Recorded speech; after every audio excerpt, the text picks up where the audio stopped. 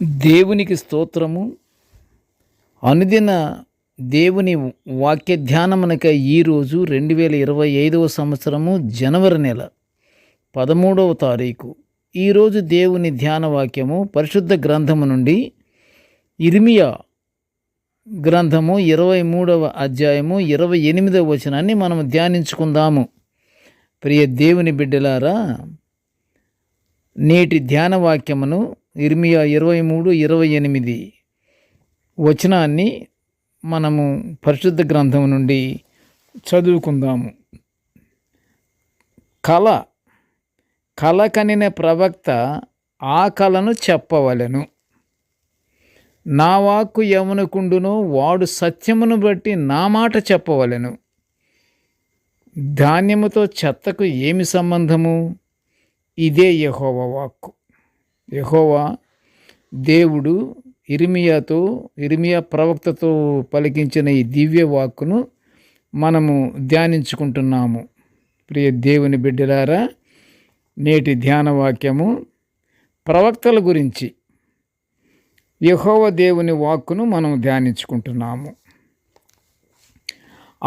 అబద్ధ ప్రవక్తల కలలు వేరు, దేవుని వాక్కు వేరు. అబద్ధ ప్రవక్తలు తమ కలలను దేవుని సత్యంతో కలిపి ఎదుటివారికి కలవరం కలిగిస్తారు.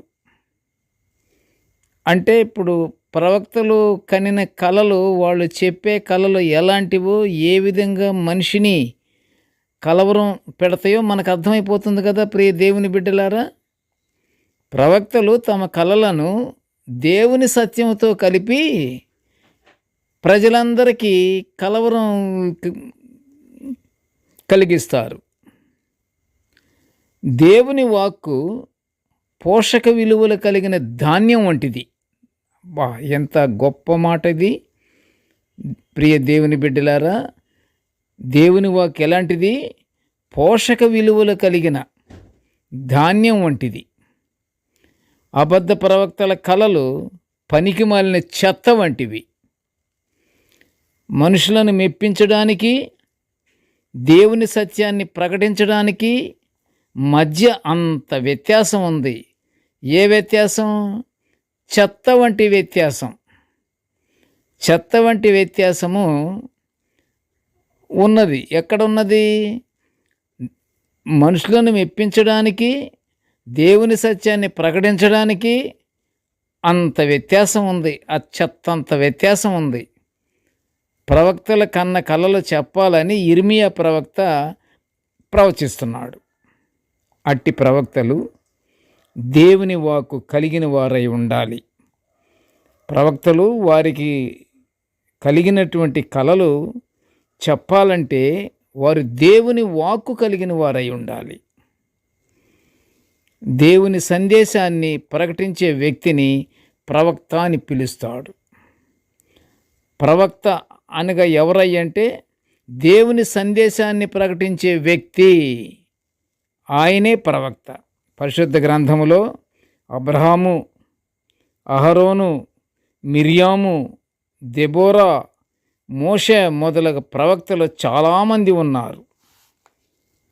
ఇందులో మోషే దేవుని సందేశాలను ఇశ్రాయేలీయులకు తెలియచేస్తుండేవాడు. అంతేకాదు ప్రియ దేవుని బిడ్డలారా, మోషే ప్రజల పక్షంగా దేవునితో కూడా మాట్లాడాడు. దేవునికి స్తోత్రం.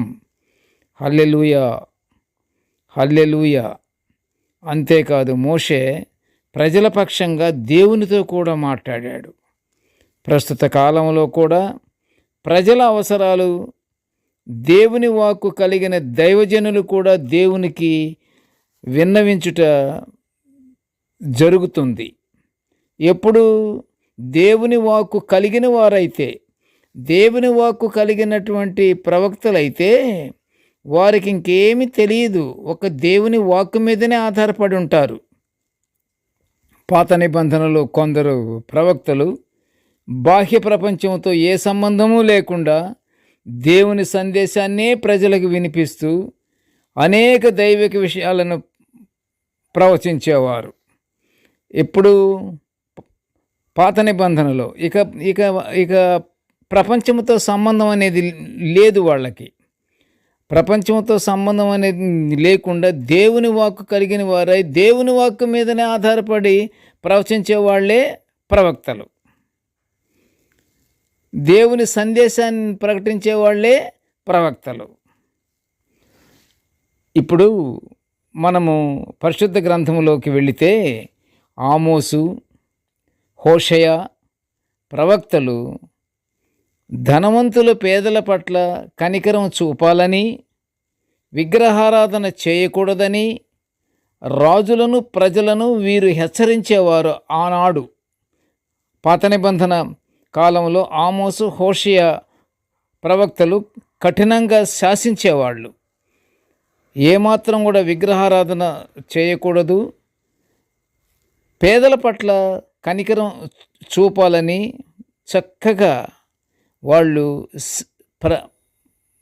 ప్రజలకు సలహా ఇచ్చేవాళ్ళు. ఒక రకంగా చెప్పాలంటే హెచ్చరించేవాళ్ళు, శాసించేవాళ్ళు. దేవుని వాక్కు కలిగిన వారు గనుక వారికి శాసించే అర్హత, శాసించే పద్ధతి, శాసించే క్రమము వారి హృదయం నుండే వస్తుంది. అది పెట్టుకుంటే వచ్చేది కాదు. దేవుని వాక్కు కలిగి ఉండాలి. దేవుని వాక్కు కలిగిన ప్రవక్తలందరూ ఏమంటున్నారంటే, నీతి నియమాలు కలిగి దేవునికి లోబడి వినయ మనస్కులై జీవించాలి అని ఈ దేవుని వాక్కు కలిగినటువంటి ప్రవక్తలు ప్రజలకు బోధిస్తుండేవారు. ప్రస్తుత కాలంలో మన సంఘ కాపరుల ఉపదేశాలని ఆలకించి ఆ ప్రకారము జీవించుచు దేవుని దీవెనలు పొందుకుంటూ నిత్యము ఎడతెగక ప్రార్థనల యందే కానీ మనం మనసు పెట్టి ప్రార్థనలు మనం చేసుకుంటూ ఉంటే తప్పకుండా దైవాశీర్వాదాలు మనము పొందుకుంటాము. ప్రార్థన చేసుకుందాము. కృపగల తండ్రి, జీవము గల నాయన, నీ పాదములకు స్తోత్రములు. ప్రభువా, నీ దివ్యమైనటువంటి వాక్యాలను నిత్యము మేము ధ్యానించుకునే గొప్ప భాగ్యాన్ని మాకు అనుగ్రహించినందులకు నీ ఘనమైన స్తోత్రములు స్తోత్రములు స్తోత్రములు తండ్రి. ప్రభువా, నేటి ధ్యాన వాక్యమును వినుచున్న ప్రతి బిడ్డను ఆశీర్వదించయ్యా. నీకు స్తోత్రాలు తండ్రి, స్తోత్రాలు నాయన.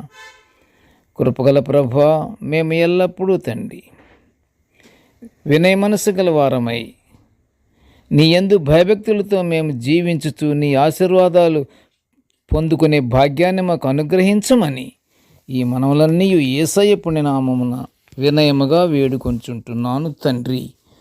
ఆమెన్. దేవుడు మనల్నందరినీ బహుగా దీవించుగాక. ఆమెన్.